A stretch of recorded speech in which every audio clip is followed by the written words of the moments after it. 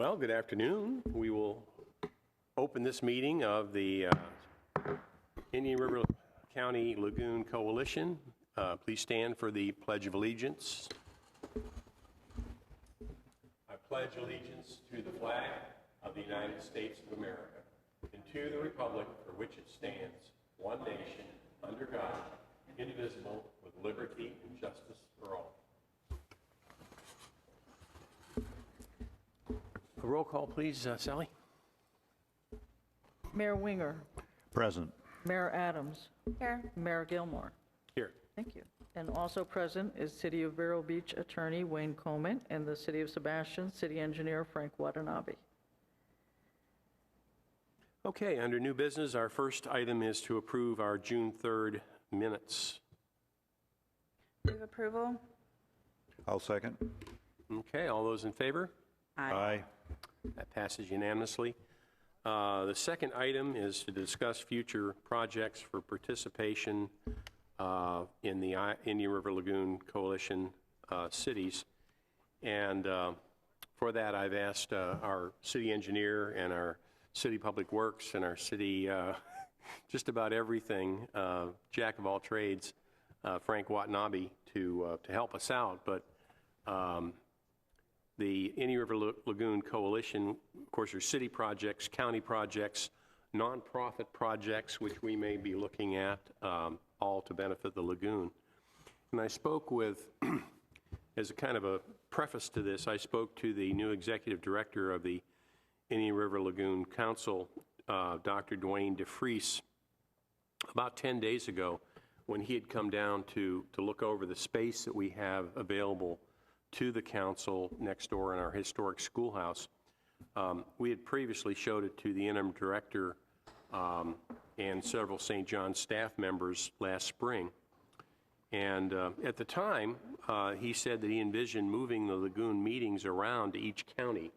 So they may have one in Brevard, and the next one might be in St. Lucie or Martin or whatever. So I thought that was probably a good idea to keep everybody on board, because they're going to have to locate somewhere, and wherever they locate it, the other people aren't going to be happy. So, Right. But he was very impressed with our space, and so if it's the council's pleasure, we can walk over there and take a look at it when we're all done. If you want to. I mean, I'll take your word for it. okay, it's not that exciting, but it's 1,500 square feet.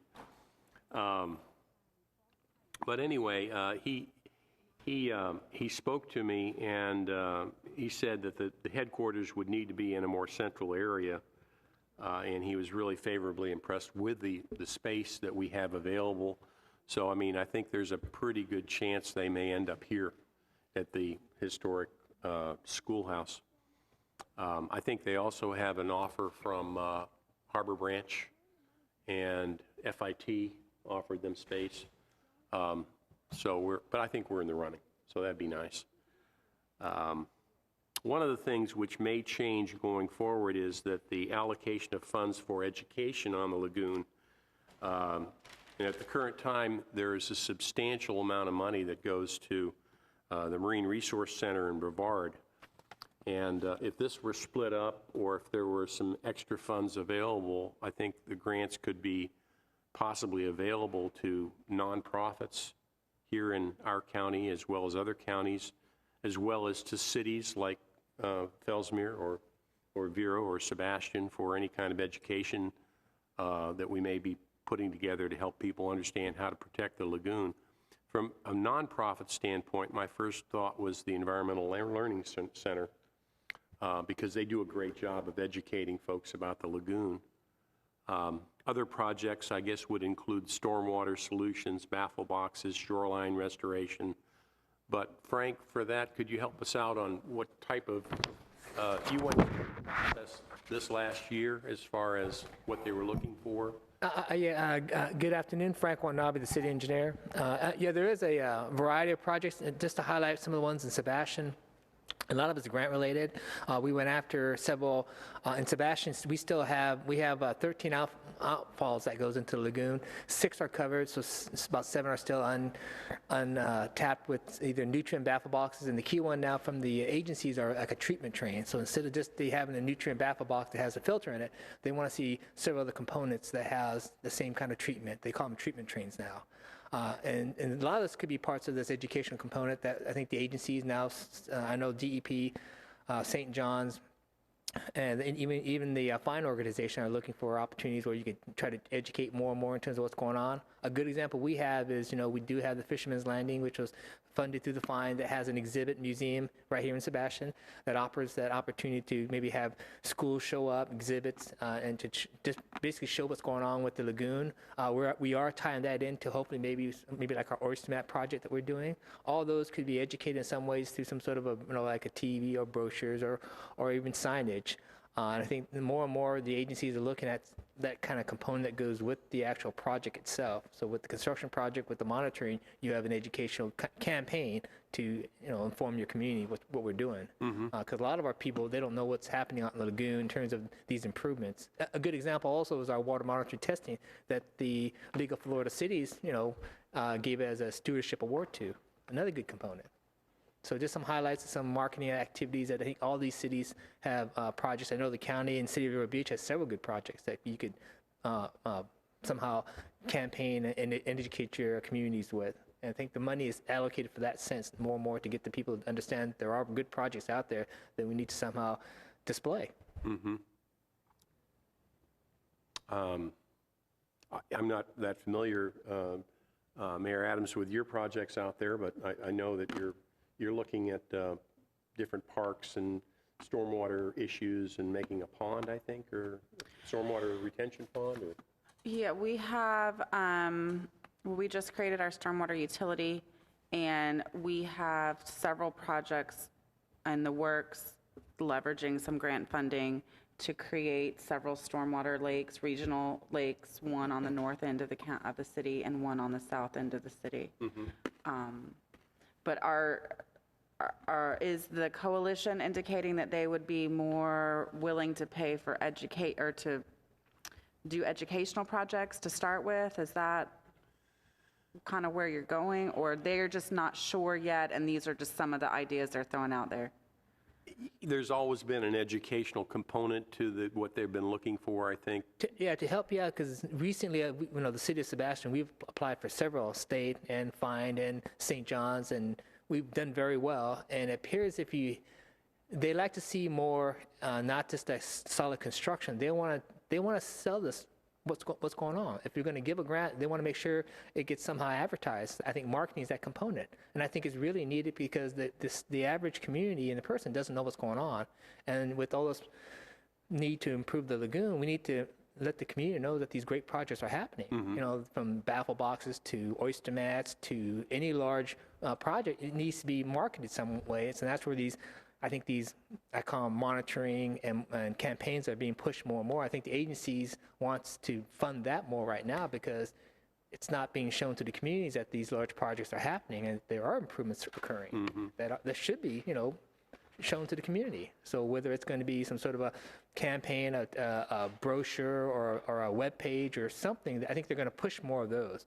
We tied every one of our grants that we've received had some sort of marketing or a campaign, and that's the reason why we got the grant. They said we liked that part of it, so we made sure we funded it. And I think when they rank them, I think education ranks higher in some cases than other Yes, they do. things. So if you can tie it, like Frank says too, an educational type component, you're more likely to get the grant. And they're trying to get more and more creative. I think just a standard steel poster or a sign's not going to do it. They're getting more creative. They want to have interactions with the local schools, maybe tying in with the individual school district. Somehow they're reaching out to saying we want to really get out there with some of these educational marketing campaigns, not just a poster or a web page. What's the next step? So that's what they're really looking at, new innovative ways to get maybe the young ones involved. So are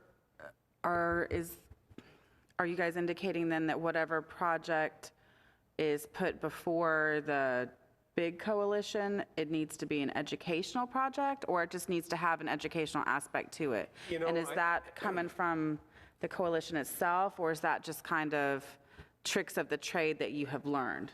Well, everything is kind of right now looking back, because we can't say what's going forward because we don't know yet. Okay. But talking with Dr. DeFries today, he's made the rounds and he's talked to all the different counties, and he says coming up this year, there's basically $300 million worth of projects that's going to be requested through federal, through state, through, grants that different counties are looking for. So he's going to be certainly allocating or trying to lobby for those things. We're going to be having maybe $1 million, $1.5 million that's not already allocated in our little pot. And I'm sure that each entity is going to be getting something back. How much? We don't know. But certainly anything that benefits Indian River County is going to help Vero, it's going to help Sebastian, it's going to be, helping Fellsmere to a certain extent, because you come through Vero or you come through Sebastian if you're going to the lagoon. So if you're going to use your boat to go fishing while you're coming this way. I think it's always going to be a component. And the other key issue is if you have a partnership. You keep seeing those words now in the grant applications.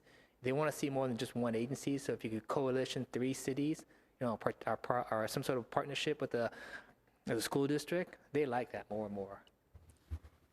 Okay. Well, certainly any projects that you already have in your hopper, I'll be happy to take to the council. Okay. And hopefully we'll get some stuff coming back our way. Richard, we have a conditional grant that was awarded us. I can't remember the number. Wayne can use 250,000 or 60, something of that ilk. And it's for stormwater, and it's for Old Town and the neighborhood just west of it. It's an expansive area, and it's for stormwater. Stormwater work. We actually have to raise.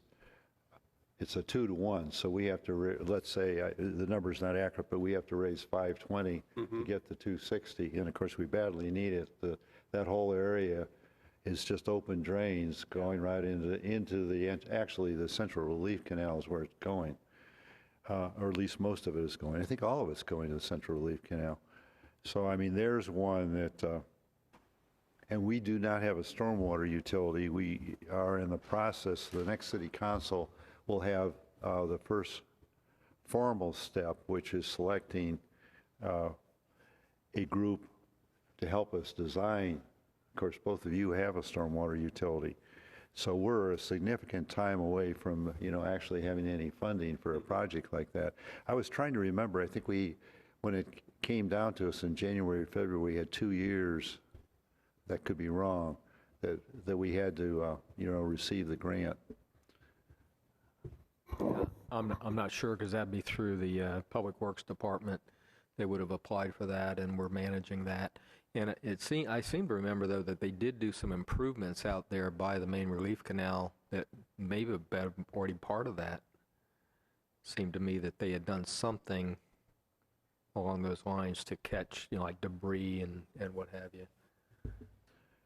So there's a problem. We don't have a solution. Well, if in speaking with the director, if there's any shovel-ready projects that you have that you're anticipating moving forward with in the next fiscal cycle, he said it'd be important for me to take those and lay them on the table when we're seated. So, I mean, as far as we're concerned here, we have a number of different things we could offer up. One of the big things that comes to my mind is the big pit that's in between Hiram's and Oyster Point that the DOT stormwater dumps directly into. That 30-foot pit is completely unfiltered, and there's other overflows from the parking lots from Hiram's and overflows from Oyster Point that go in there as well. So I know the owner of Hiram say that they maintain all their stormwater on premises, but that's physically impossible. When you get rain like we've gotten rain the last couple weeks, there's overflow, believe me, that goes through those pipes. So that's a shovel-ready project in that it needs to be fixed right away, and we had sent a letter to the governor requesting some help with that, and last year, and gotten no reply. But the DOT has hundreds and hundreds of those outfalls going down US 1. I'm sure there's plenty of them. I think there's, if I'm not mistaken, 37 outfalls or more in Indian River County that are DOT outfalls coming off US 1 that just dump right into the lagoon. Yeah. You know, and they're complete, and the DOT said, oh, well, they were legal. Well, yeah, they were legal in 1955 when they were built. Well, I'll have Jim, the city manager, get Monty to get you the details on this one. It is shovel-ready. What we had intended to do, what we intend to do, is put the permeable mats with a ridge behind them so that if the streets flood, there would be an overflow, and then collect the material off the top of the mat with a new street sweeper. So it has been designed. We just don't have the money at this point. And it's probably more money than we can hope for, but at least you should know it's out there. Any help would be appreciated. You know what? You don't get if you don't ask. Yeah. So, I mean, we're going to put millions of dollars worth of projects on the table and see what they pick and choose. You know, whatever you have, we can take it to the table, and it may not be looked at this cycle, but maybe next year. So, anyway.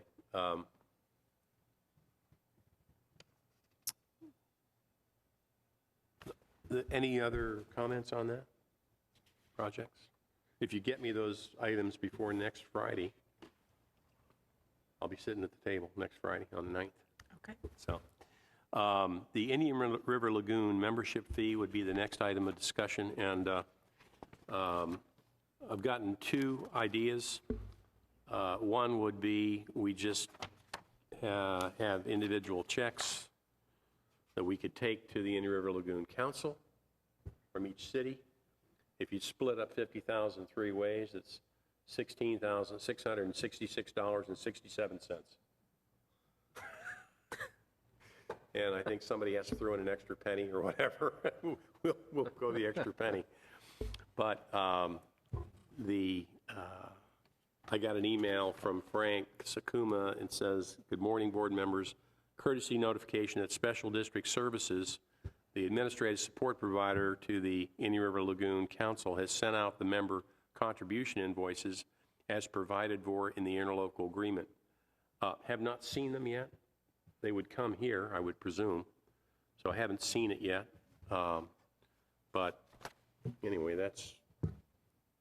I don't think it really matters as long as we have an invoice. I mean, we could if you want one check, it can come through Sebastian, and as long as we have a formal request from you for our share of it, that's fine. Okay. Well, we can issue Mayor a check Adams, to you. what are your thoughts, sir? As long as there's an invoice, it will get paid. So Sure. I don't think it matters, but it's just whatever you want to do for housekeeping and accounting purposes. Well, I have one opinion from Warrendale. I spoke to your attorney over lunch because I wasn't able to get a hold of our attorney. And it's his opinion that, you know, if we can do it that way, that would be the simplest way. He said, you know, as long as they cash the check, basically, and, you know, you're probably good to go. I think then just send Susan and myself and our city clerk, your city clerk, a request for that sum, and then we'll make it payable to you. You pay the whole thing, and then you got one check. You can do that. It's cleaner that way. Otherwise, you have three floating around, Well, and we're in it together. So yeah, when I finally did get a hold of our Mr. Ginsburg, he's up in the mountains of North Carolina, and the cell phone doesn't work very well up there, but he said that maybe we'd have to get our own bank account. And I thought, oh my goodness, having to get a bank account just for once a year, and then it's not the bank account or the hassle doing that, it's you've got to audit it. You know, you've got to pay somebody to look over your books, because you're a government entity, and you can't just say, well, Joe looked at our books and we're okay. There'd be an expense there. So I can't imagine us having any expenses. I'm not envisioning anything. So to do that for once a year, having to write a check, it seems like a lot of stuff to do for very little benefit. Mr. Coleman, your counsel. I mean, the coalition does have that authority, obviously, to have your own bank account and actually have expenditures and be funded from whatever sources, take grants, take funding from the members' cities. But if you don't anticipate anything other than that annually, keep it simple. And I'll run it by our finance director, too, and see what she thinks, because I know she's very in tune with how auditors look at things. And make sure she's okay with that. I'm kind of guessing that the Lagoon Council may send a bill addressed to the coalition, and then if everyone just got a copy of that, and we could provide to our finance departments our agreement that we're going to pay our share, perhaps that'll be good enough to get the check cut to Sure. to the As long as everybody's on board, I think Right, that's right. the main thing. And, right. you know, if we don't have a problem cutting the checks, they shouldn't have a problem cashing them, I don't think. Right. That's the bottom line. If they don't have a problem taking the checks directly from the three cities, maybe that's the best way, rather than paying, you know, like Sebastian, and then Sebastian writing a check. But let me run it by Cindy, and Mayor, I'll let you know what. And I'll obviously get more information next week Friday. Is there any public comment at this time? Seeing none? Any members' matters? Yeah, with Wayne here, do we need some 2 or 3 page document? And if so, Wayne had some ideas early on. He could possibly draft something and bring it to our next meeting, you know. Okay. Yeah, ahead, Wayne. the statute does require you to adopt bylaws. And quite frankly, we put a lot into the agreement, which some of that would just go in the bylaws, and try to keep it as simple as possible.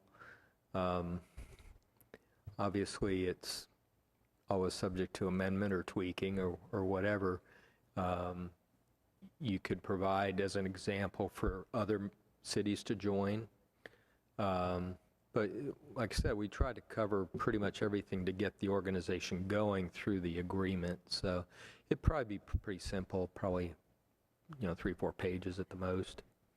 Okay. And we can. So I guess what we're proposing is to have Wayne bring something back to our respective. What I'll do is I'll send it to Warren and to Bob and Yeah. see what they think. We'll put I'll something second together. that if that's a motion. That's a motion. Okay. All right. Any public comment on that? All in favor? Aye. Okay, that's unanimous. Any other matters? I guess we're adjourned. Well, Not yet. well, when is the next meeting of the group? And give us kind of a little bit of an update on that. I'm sorry, Okay. Richard. Sure. The next meeting, actually, the next meeting is October 9th, a week from this Friday. And that will be in Palm Bay at the St. John's Water Management District office. And that'll be the first meeting where we actually have a seat.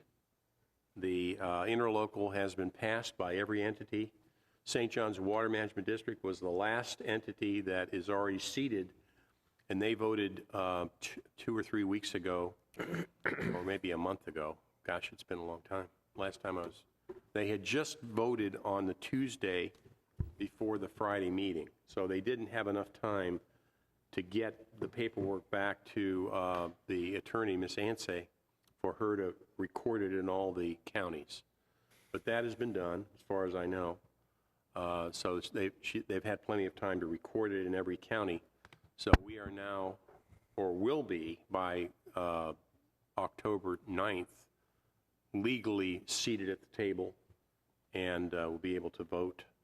And What is on the initial agenda? Is there anything that you are aware of, or anything we should know, or? I haven't got the minutes yet, or I haven't got, from the last meeting, and I was at the last meeting, but this will be the first meeting of the Indian River Lagoon Council where the director will actually be employed. The director was picked and sat in the last meeting, but he wasn't, in fact, he's not going to be funded until October 1st. So he's coming aboard October 1st. Who is that? Dr. Dwayne DeFries. Ms. Mayo? I have a question. Because you'll be sitting as a member of this coalition, doesn't this of the council, doesn't this coalition also have to approve the interlocal agreement? Will it have to come back to this group to be the signature page on that council amended interlocal agreement? It can certainly go to the governing bodies of each city, but yes, It already has.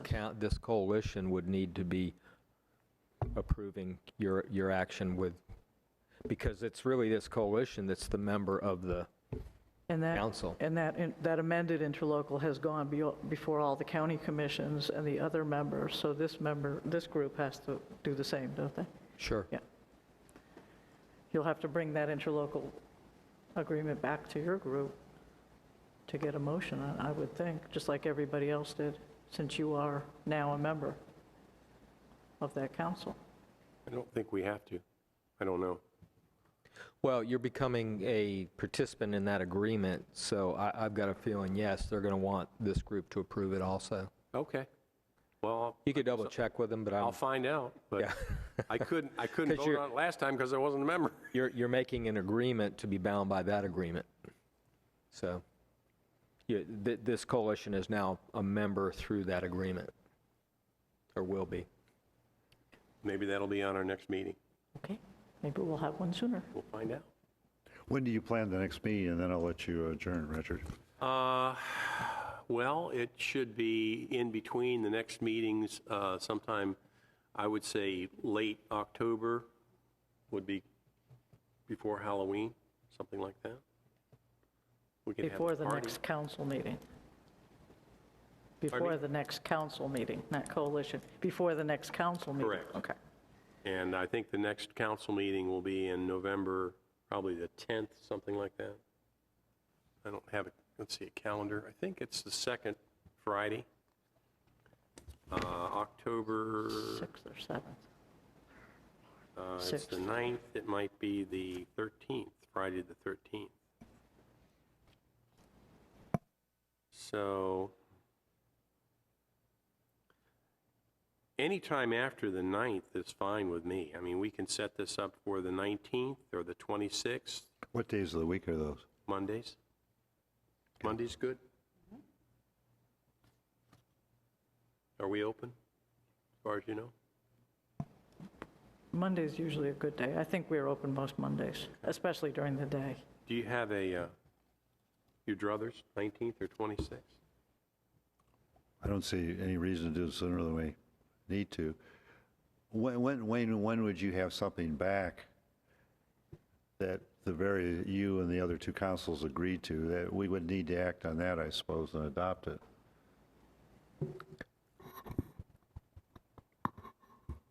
We're talking the 19th or 26th of October? Yeah, Either one. but the 26th unless. Okay. 26th good for you, Mayor Adams? Yeah, I should be back in town by then. I'm going out of town that weekend before. The other option would be, we could do it the 2nd. That's just one day before the election, though, so. Doesn't matter to me. It'll be crazy enough. Yeah, let's do the 26th. Do you want to just do it earlier in the day, like 1 o'clock? Would that be better for you? No. Three's better. Later. Okay. 3 Okay, p.m.?